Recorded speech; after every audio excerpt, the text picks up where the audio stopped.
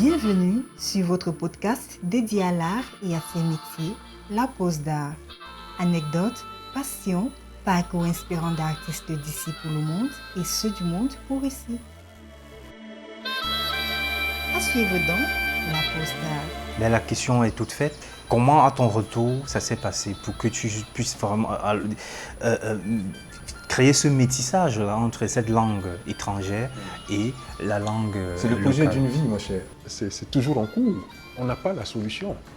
Quand on organise une exposition, c'est compliqué. Déjà une exposition personnelle ou alors une exposition consacrée aux autres. C'est compliqué de mettre en place une communication adaptée qui puisse faire venir les gens. Il m'arrive des fois d'aller, souvent même à chaque exposition, d'aller appeler le vulcanisateur qui est là pour venir voir. Et ses clients, taxi-moto, pour venir voir. Il m'arrive en ouvrant la porte de tomber sur des enfants ou des gens qui passent, je dis venez voir. Parce que c'est le plus important. C'est vrai, c'est bien de vendre une œuvre ou deux pour les tenir les charges parce qu'on doit vivre. Mais au-delà de cela, pour mieux vendre demain, il faut intéresser l'environnement, ceux qui sont là, créer une population sensible à l'art. Et ça, ce n'est pas à l'échelle d'un artiste. Tous les artistes essayent de faire ça. Ce dont on a besoin, c'est de soutien.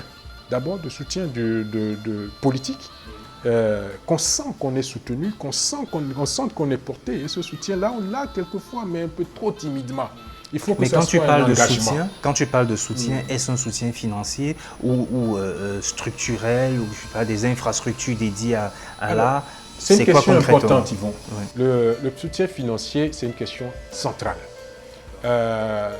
Ici au Togo, on a ce qu'on appelle le Fonds d'aide à la culture qui est devenu le Fonds national de promotion culturelle.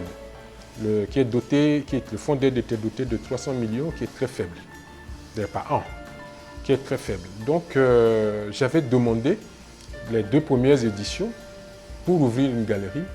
La dotation qui m'était accordée était tellement faible que ce n'était pas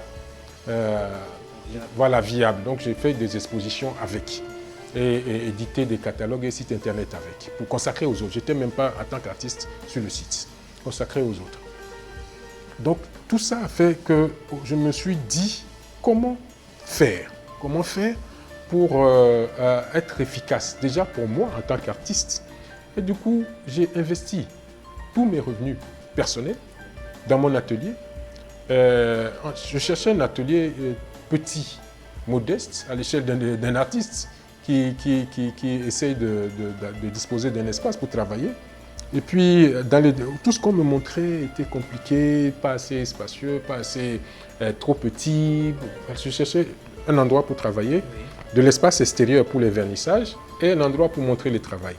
Donc, et finalement, on m'a dirigé vers là où je suis aujourd'hui, qui était trop grand pour ce que je voulais, mais c'était un endroit fait pour l'art.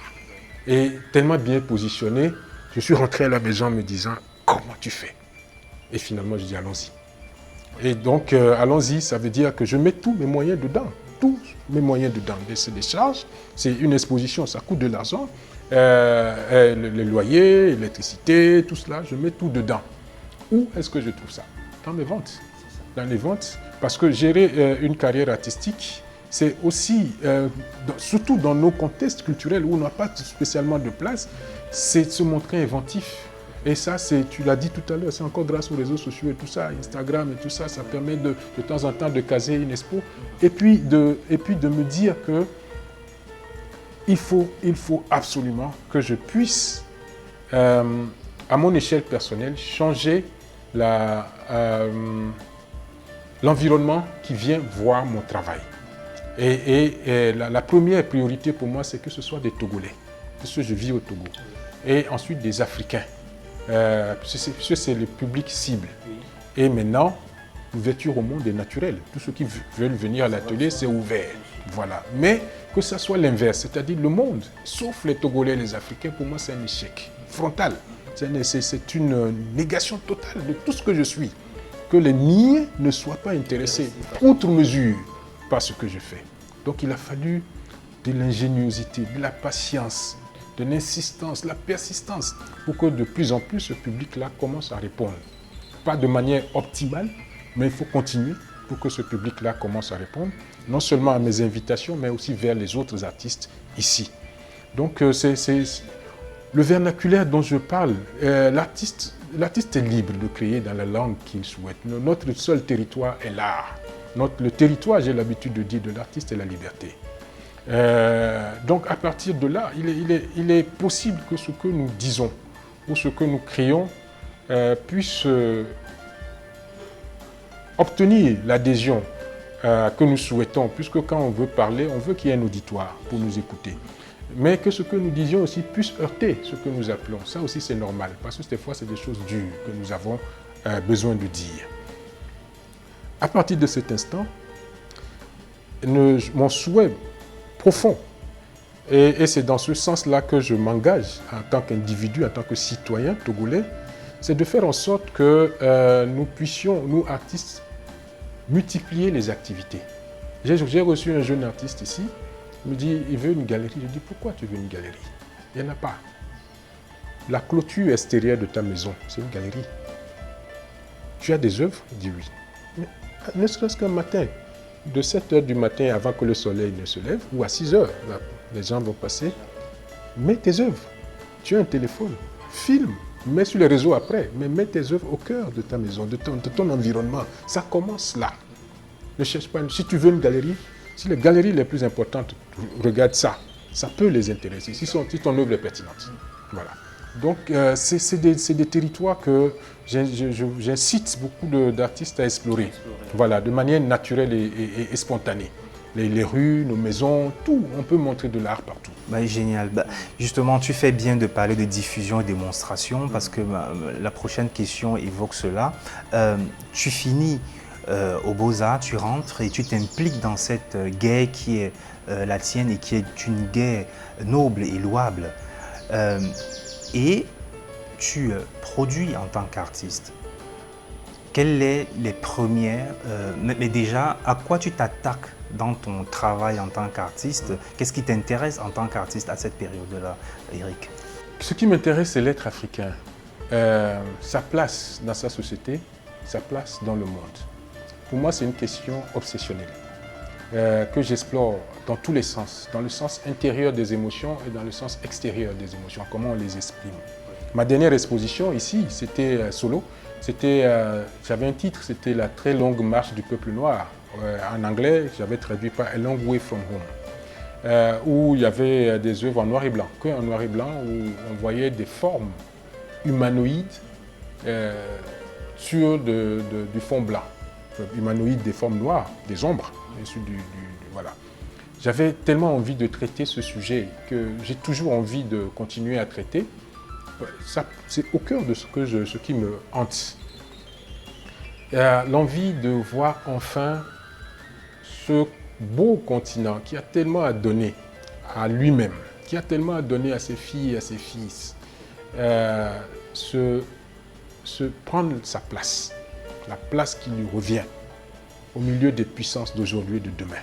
Parce que nous avons tous les outils pour ça. C'est une obsession. Ça devrait être l'obsession de tous les Africains, quel que soit le métier que nous faisons et quel que soit le niveau où nous sommes et quel que soit le pays où nous nous trouvons. C'est une obsession, c'est un héritage que nous avons l'obligation de porter et d'affermir pour le transmettre aux générations afin de leur donner les outils de sérénité pour qu'ils puissent creuser de manière plus saine une place appropriée à l'Afrique. Donc ça d'une manière des fois frontale ou détournée, c'est toujours dans mes œuvres. Et comment arrive donc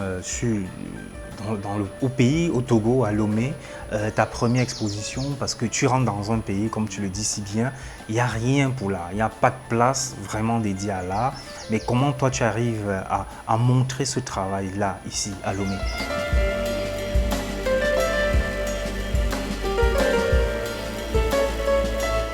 La seule réponse que j'ai quand je suis rentré, le seul espace qui existait avec l'Institut Goethe et d'autres qui faisaient des expositions, c'était le Centre culturel français, donc qui m'avait invité à venir exposer.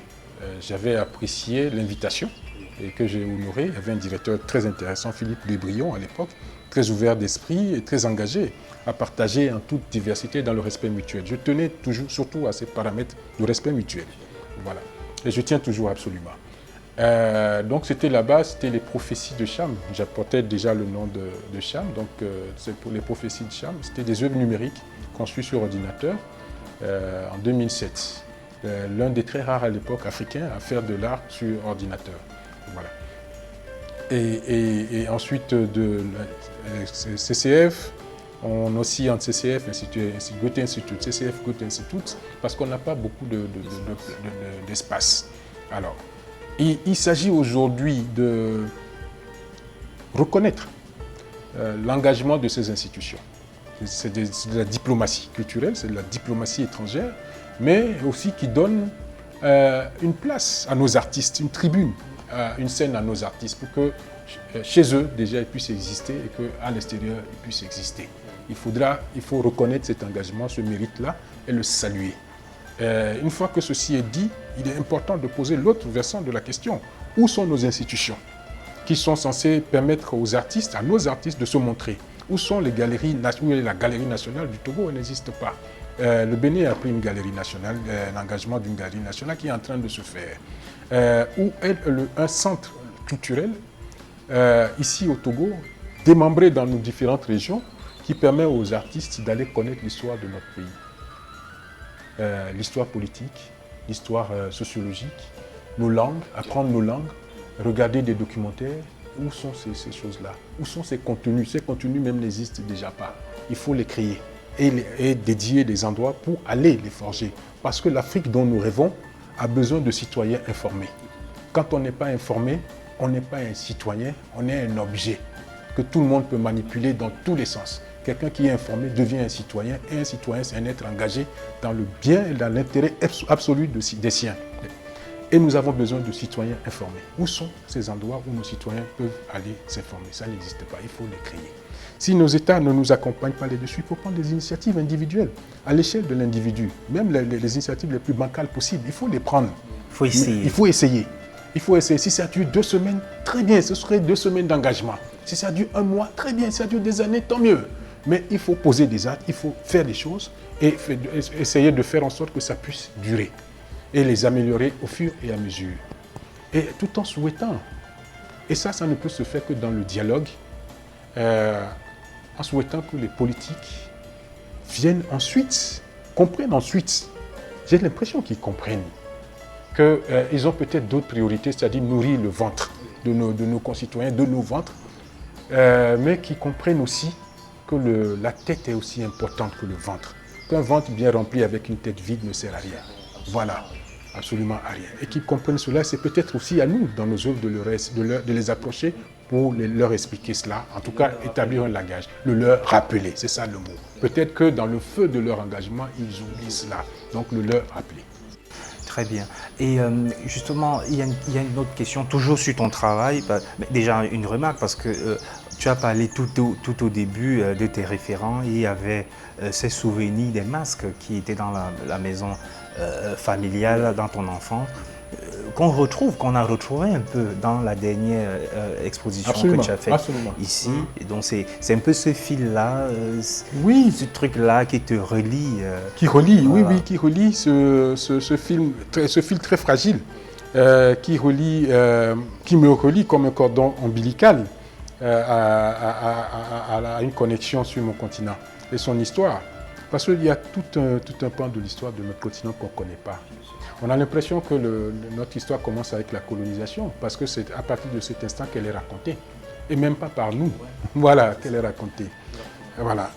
Et j'aimerais, Eric, si tu me le permets, te demander de nous raconter ton processus. C'est-à-dire quand l'artiste Eric Ronanou, c'est vrai qu'on ne décide pas toujours de créer quelque chose, mais quand ça arrive, quelles sont les étapes dans ton travail? Il y a une grosse période d'une activité physique, qui est une période d'activité intellectuelle, de réflexion. Il y a quelque chose qui tourne dans la tête. J'ai l'habitude de dire, c'est comme on tombe enceinte. Tu laisses la chose mûrir. Peut-être un thème, peut-être non, mais tu sens qu'il y a quelque chose que tu as envie de dire. Moi, pour me structurer, j'aime beaucoup fonctionner par thématique. Donc, une fois que je prends une thématique, j'ai des bribes d'informations. Après, je vais à la recherche de l'information. Je fouille, je lis beaucoup. Je suis quelqu'un qui lit beaucoup depuis toujours. Donc, je lis énormément. Je fais des recherches, je les recoupe. Je prends des images, je les coupe, je les recoupe. Et après, c'est pour ça que j'avais besoin d'un espace à moi. Je suis un être très solitaire. Donc là, en période normale, vous entendez de la musique, des bouts un peu partout. Je crée, je vais d'une pièce à l'autre. Voilà. Des fois même, je suis en petite culotte. Mes voisins, je m'assure, voilà, des fois même pas du tout. Et voilà, je m'étale. Je m'étale. Et puis, après, il y a une période où on prend de la distance avec ce qu'on a créé. Donc, il y a des œuvres que je prends, je les tourne contre les murs pour ne pas les voir. Ça veut dire que plus tard, je vais les retourner pour me confronter à elles. Et là, il y a l'acte décisif qui va venir, qui va permettre d'achever l'œuvre ou pas. Voilà. C'est un des schémas possibles. D'accord, donc c'est vraiment comme un travail d'investigation, hein, redécouper l'information. Voilà, d'accord. Mais j'aimerais dès à présent qu'on aborde peut-être les différentes thématiques dont tu as parlé, parce que tu as aujourd'hui quand même une carrière qui s'étend dans le temps. Quels ont été, selon toi, les différents grands moments de cette carrière? Alors déjà, cette exposition au retour a été une exposition qui m'a annoncé ici comme étant un artiste togolais. Donc c'est une grande période. Ensuite, j'ai fait une autre exposition au Goethe Institute que j'ai appelée Transition. Et c'est à cette occasion que j'ai laissé le Nocham pour reprendre mon nom, Eric Onanou. C'était une période sensible parce que c'était une vraie transition dans tous les sens. Où j'avais estimé que la période de l'engagement que devait porter Cham, dans la vocation que je mettais dedans, avait pris fin et qu'il fallait que je mette mon nom. Voilà. Et puis la carrière qui doit l'accompagner. L'autre période intéressante, c'est la découverte de nos voisins. À Dakar, je suis allé au Festival mondial des arts nègres. Plusieurs fois à Ouaga,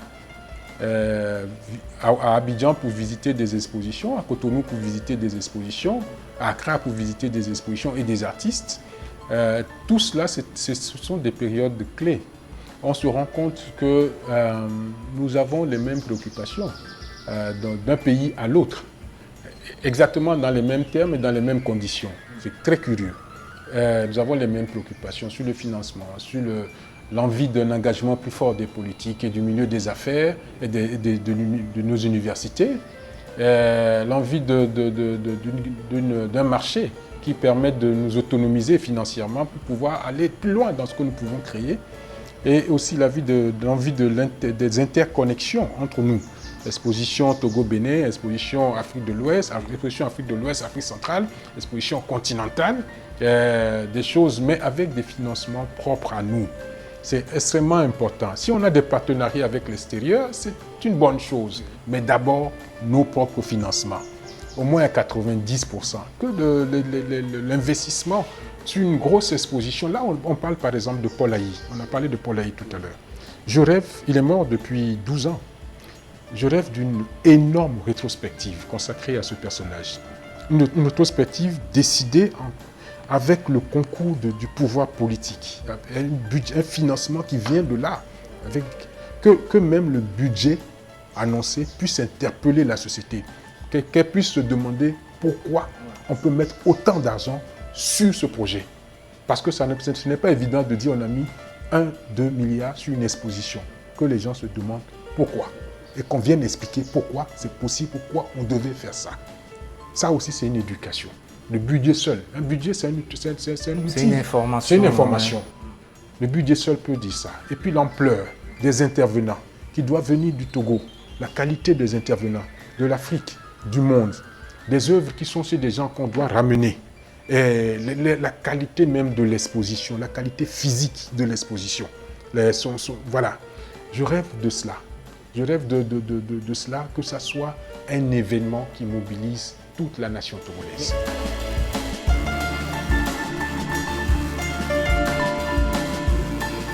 dis-moi, Eric, est-ce qu'aujourd'hui, tu as des stratégies justement pour intéresser, que ce soit les politiques ou le secteur privé au financement de l'art? Dialoguer, continuer de dialoguer, continuer d'expliquer. Tu l'as dit tout à l'heure, continuer de rappeler qu'ils ont oublié ceci, ils ont oublié cela.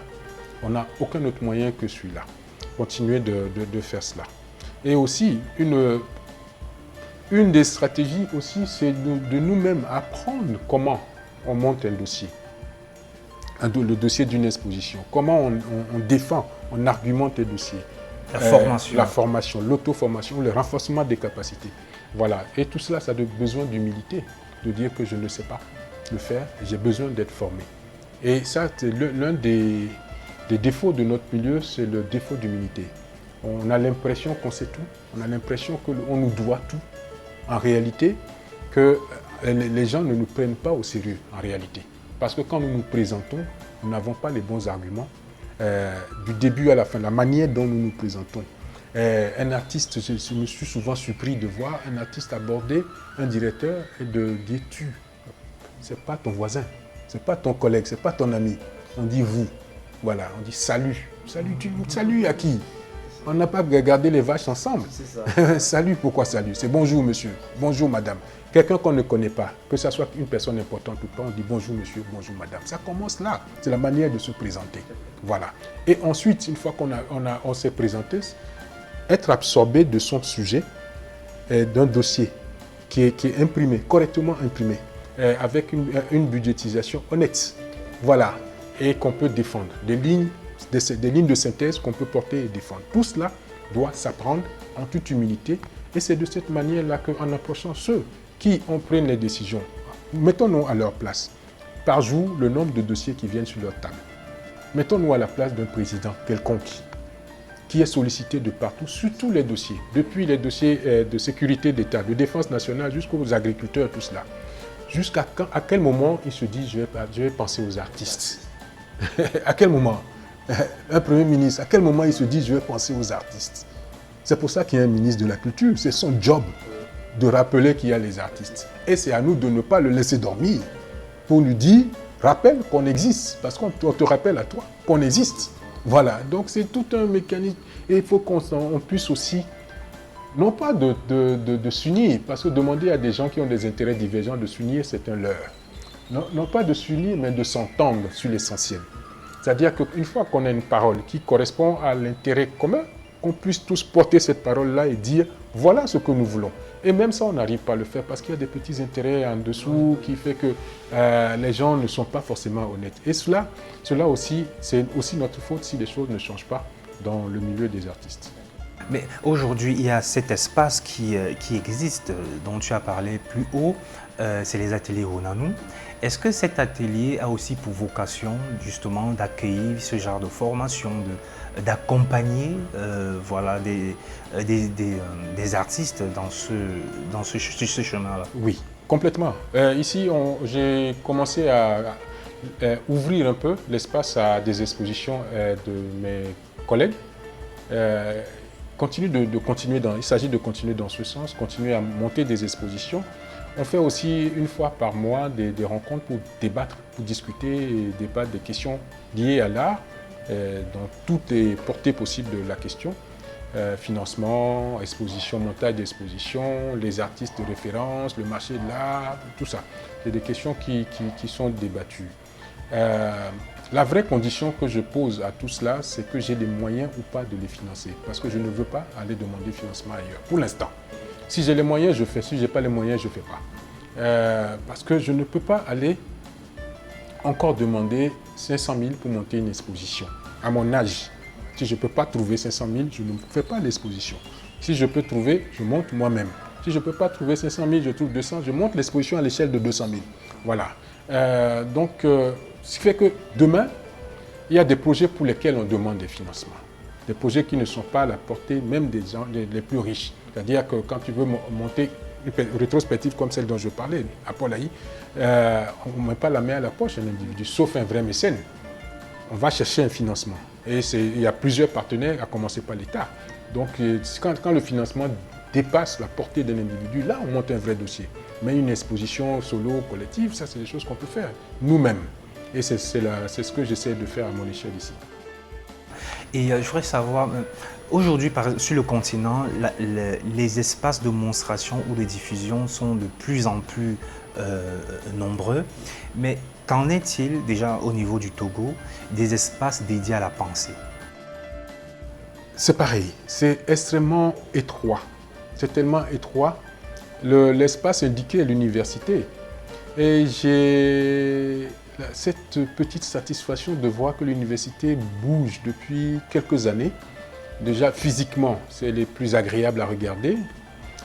Ensuite, dans le fond, il y a maintenant une ouverture au débat pluriel sur la culture et d'autres questions.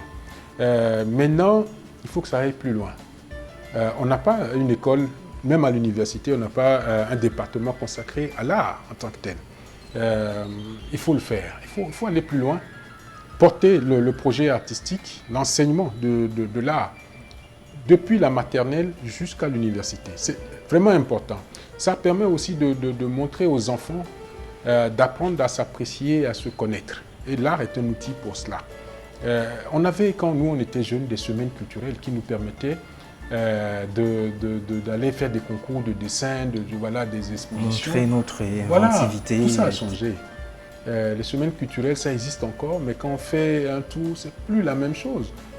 Il ne faut peut-être pas condamner tout de suite, il faut peut-être comprendre les générations ont changé, les intérêts aussi, ou même les manières de faire ont changé. Mais donc essayer de s'intéresser, de regarder, tout en insistant sur le fait qu'il faut continuer l'enseignement de l'art depuis la maternelle jusqu'à l'université. C'est ce qui va nous outiller à la pensée, comme tu dis. Pour l'instant, c'est très, très, très embryonnaire et ce n'est pas satisfaisant.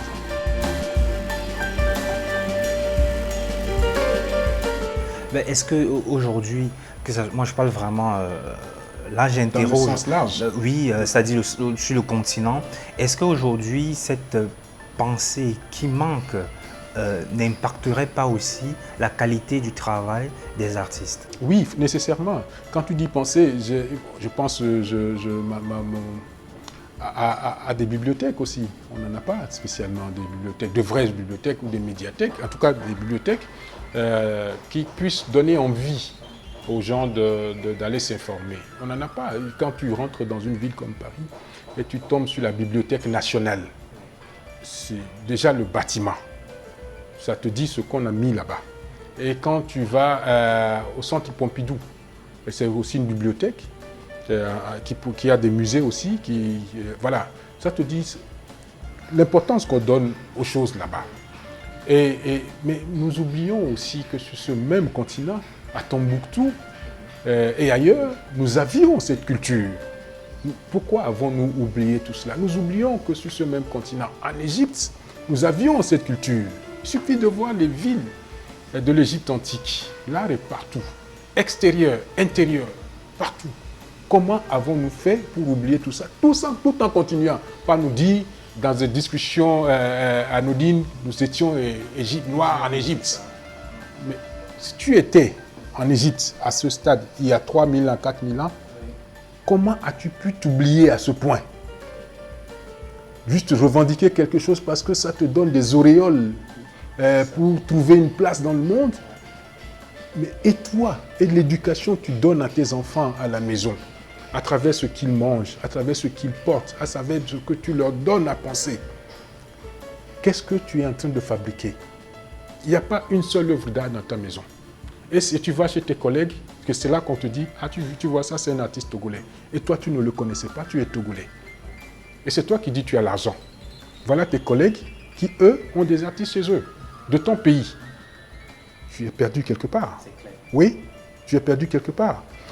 Donner des moyens à l'art, ce n'est pas faire une faveur à des artistes, c'est se construire soi-même.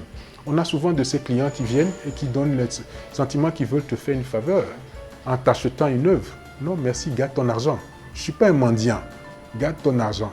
Ici, ce que je fais est sérieux et c'est pour ça que j'ai mis les moyens pour que quand tu franchis les portes de mon atelier, tu sais que ce qui se passe ici est sérieux. Donc là, à partir de cet instant, ce n'est pas de la mendicité, on travaille. Donc, si tu veux mettre les moyens, tu mets les moyens, on discute. Et ça aussi, c'est une éducation que nos collègues, nos compatriotes anglophones ont, que nous n'avons pas dans l'espace francophone nécessairement, qu'il faut obtenir. Mais nous avons oublié d'où nous venons. Tout à fait. Nous avons un vague souvenir de quelque chose qui nous a rendus fiers et qui est en train de dépérir dans l'océan du temps, en fait. Absolument. Et c'est dommage. Là, on tire vers la fin, Eric, et le mot de la fin te revient, bien entendu. Oh, que je suis tellement content de te connaître enfin. On se suit mutuellement de près depuis sur les réseaux sociaux. De mon petit Togo, j'observe avec tellement d'intérêt tout ce qui se passe sur le continent et dans nos diasporas. Toi, Barthélemy, Hervé, pour ce qui concerne le Cameroun et bien d'autres que j'oublie. Et puis tous nos artistes qui portent dans leur individualité, leur singularité, le flambeau de quelque chose qui est tellement lourd à porter. Un héritage difficile dont nous cherchons tous à nous débarrasser pour vivre comme des êtres humains normaux avec des individualités qui sont engagées dans des collectivités. Donc le mot que j'ai envie de dire, c'est surtout vers les jeunes artistes, que d'abord de l'humilité. L'humilité, c'est le respect de ceux qui ont commencé, ceux qui ont fait quelque chose, qui sont les aînés. Ce qu'ils ont fait, satisfaisant ou pas, justifie pourquoi nous sommes là, nous. S'ils n'avaient rien fait, on ne serait pas là. Parce qu'on aurait à tout commencer à zéro. Ils ont amené les choses quelque part. Et nous-mêmes, une fois que nous sommes là, n'oublions pas que nous serons demain à leur place. Il y a des jeunes qui vont venir nous demander qu'est-ce que tu as fait. Donc, beaucoup d'humilité et beaucoup d'ouverture à apprendre. Il faut apprendre. Un artiste, ce n'est pas quelqu'un qui est là et puis on dit il n'est pas cultivé. Un artiste, c'est quelqu'un qui est cultivé. Un artiste, c'est quelqu'un qui est curieux de tout. Un artiste, c'est quelqu'un qui lit beaucoup et qui outille sa capacité de réflexion. Parce que là, c'est réfléchir avant tout. Et ce n'est pas de poser des réponses, c'est de poser des questions. Voilà. Merci, cher Eric. Merci de nous avoir accordé de ton temps. Un plaisir. De nous recevoir ici dans cet endroit très apaisant. Il y a de la verdure, c'est magnifique. Alors, je vous donne rendez-vous dimanche prochain pour une nouvelle histoire intimement liée à l'art. Merci. Merci à vous d'être si nombreux à nous écouter. Nous vous donnons rendez-vous la semaine prochaine pour aller à la découverte d'une histoire intimement liée à l'art. La pause d'art est une idée d'Yvon Gassam. Voix off, Solange Nembe. Musique, Tumo. Mixage, Ralin Gangmo. Réalisation, Yvon Gassam.